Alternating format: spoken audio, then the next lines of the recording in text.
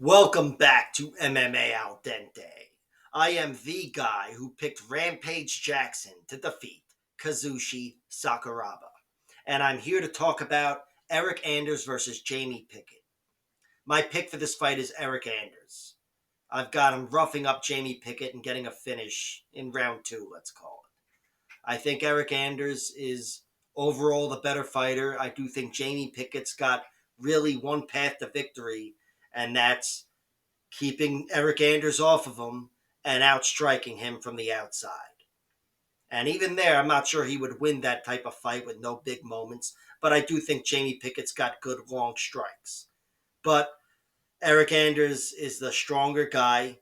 He's going to want to get inside, hopefully grapple, because I know I've heard Eryk Anders talk about how he wants to get his first submission in the UFC.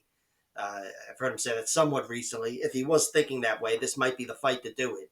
But also, getting on the inside opens up Eryk Anders' best strikes. He's got a left hand that I think is probably the best weapon between either fighters in this fight.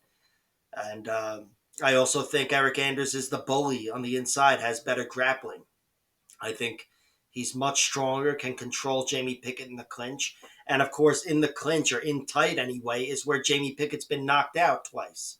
He's got two TKO losses, one to Jordan Wright, which happened in the first minute, but elbows in tight, Travis Brown elbows is really what got the ball rolling. And then against Dennis Tiuliulin, elbows is what did him in. That and like a few nut shots, which really wasn't his night there. But still, he can be roughed up and put on rubbery legs on the inside, and I do think that's where Eryk Anders does his best work. And grappling wise, Eryk Anders is underrated.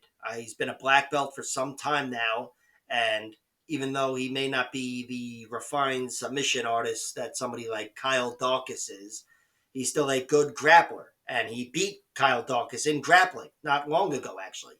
And not long before that, he TKO'd him in MMA in the UFC. But I think Eryk Anders just has more ways to win, more ways to dominate and control this fight if need be. Jamie Pickett, he doesn't. He's got good striking, but I don't think he's got the knockout threat here just because of how tough Eryk Anders is. I think Jamie Pickett is still the more vulnerable, less healthy fighter.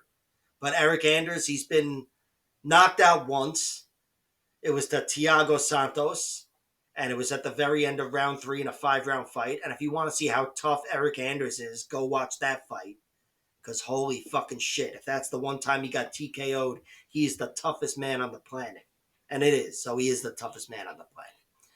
But he's also looked a little vulnerable at times as well. Gerald Mearshard had him on rubbery legs in the end of their fight. Darren Stewart had him on rubbery legs in the beginning of their first fight, anyway. And then Eryk Anders turned it around and hit him with an illegal knee and ruined that one. But he got revenge, won the rematch. But I think Eryk Anders, despite looking vulnerable and being 36, I still got to trust his health. Being that his only one TKO loss comes from Thiago Santos. He's had some dicey moments in other fights, but he's come out on top. Not only survived, but actually won those fights against Mearshart and Stewart and whoever else. But as my cat Stevie walks right across the camera, there we go.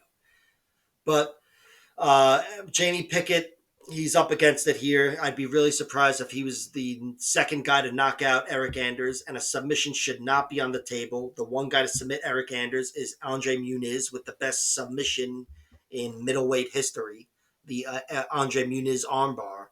So his only real chance, in my opinion, is outpointing Eryk Anders, and that's going to be a pretty tall order itself. It's going to have to be done from the outside and keeping Eryk Anders off of him and away from him.